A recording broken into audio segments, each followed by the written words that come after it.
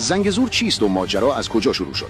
زنگزور نوار باریکی از خاک ارمنستان است که نخجوان رو از جمهوری آذربایجان جدا می‌کند. نخجوان تا حدود 100 سال پیش با آذربایجان اصلی هم مرز بود، اما در سال 1921 با معاهده مسکو و قارس بین شوروی و ترکیه این نوار خاکی به ارمنستان داده شد تا تعادل سیاسی و قومی در قفقاز حفظ شود. از آن زمان نخجوان یک جمهوری خودمختار تحت حاکمیت آذربایجان باقی مانده، اما ارتباط زمینیش با باکو قطع شد و برای رفت آمد از مسیر ایران یا از طریق پروازهای هوایی استفاده می‌کردند.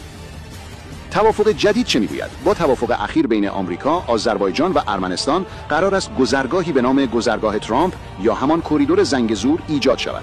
این مسیر از خاک ارمنستان عبور می‌کند و نخجوان را مستقیم به آذربایجان وصل می‌کند بدون عبور از ایران. اجرای این پروژه قرار است با مشارکت شرکت‌های آمریکایی انجام شود. تبعات برای ایران چیست؟ این کریدور به ظاهر یک مسیر تجاری است، اما در عمل ایران را از بخشی از شاهراه ترانزیتی اوراسیا کنار می‌گذارد. با حضور آمریکا در این مسیر، مرز شمالی ایران عملاً به مرز آمریکا و ناتو تبدیل می‌شود. در نتیجه اگر ایران بخواهد به بازار اوراسیا متصل شود، ممکن است مجبور شود از مسیر و نظارت آمریکا عبور کند. این یعنی کاهش استقلال ترانزیتی، فشار اقتصادی بیشتر و محدود شدن نقش ژئوپلیتیکی ایران در منطقه.